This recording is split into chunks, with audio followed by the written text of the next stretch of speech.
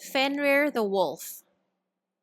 Long ago, when the roots of Yggdrasil still held the nine realms in balance, when the gods of Asgard walked among men and giants, there was a prophecy spoken in whispers and fire that the end of all things would not come by storm nor blade, but by the mouth of a wolf. And so the gods turned their eyes to Loki, a trickster, shapeshifter, father of lies, and to the monstrous children he bore with the giantess Angerboda. One was Jormungandr, the serpent fated to circle the world. Another, Hel, half living, half dead, who would rule the underworld.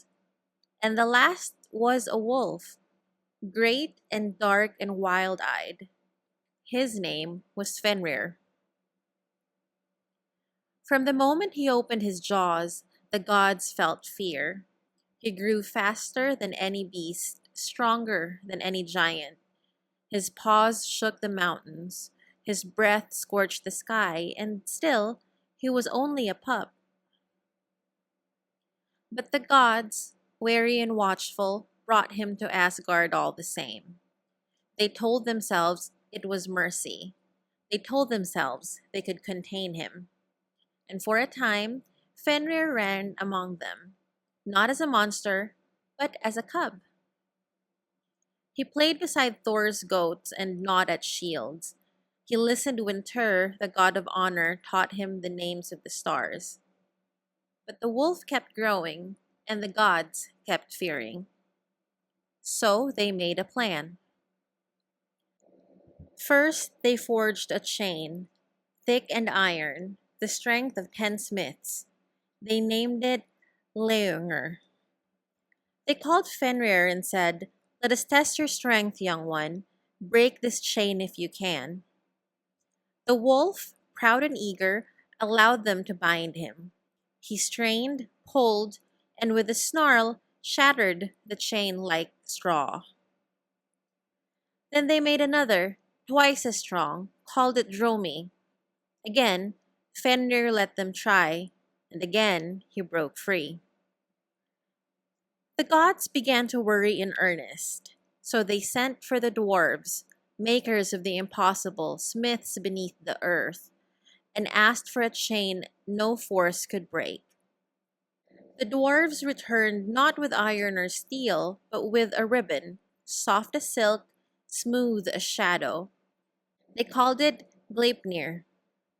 It was forged from 6 impossibilities: the sound of a cat's footfall, the beard of a woman, the roots of a mountain, the breath of a fish, the spittle of a bird, and the sinews of a bear. It shimmered like moonlight. It was thin, weightless, and unbreakable. The gods brought it to Fenrir. "This is just a game," they said, "one last test." But Fenrir had grown wise. He saw the worry in their eyes. He smelled the truth in their words. "This ribbon is no game," he said. "If I cannot break it and you leave me here, who will speak for me?" Only one god stepped forward. Tyr, who had fed him, walked with him, cared for him. "I will place my hand on your mouth," he said. "If you are betrayed, you may take it." And so, with Tyr's hand between his teeth, Fenrir allowed the gods to bind him. The moment the ribbon held fast, the gods laughed, triumphant and relieved. Fenrir struggled. He roared. But Gleipnir did not break. Realizing the trap, the wolf clapped his jaws, and Tyr lost his hand. The gods drove a sword into Fenrir's mouth, forcing it open. Saliva poured like rivers, forming the frothing steam Van, the river of expectation.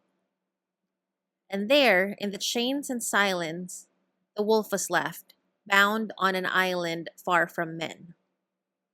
But not forever, for the seers had spoken.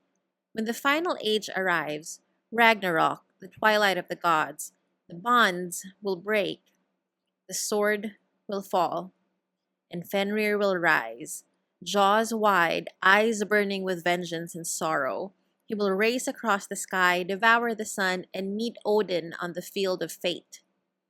And although the Allfather will fall beneath his fangs, Fenrir too will meet his end, at the hands of Odin's son. Both slain, both remembered.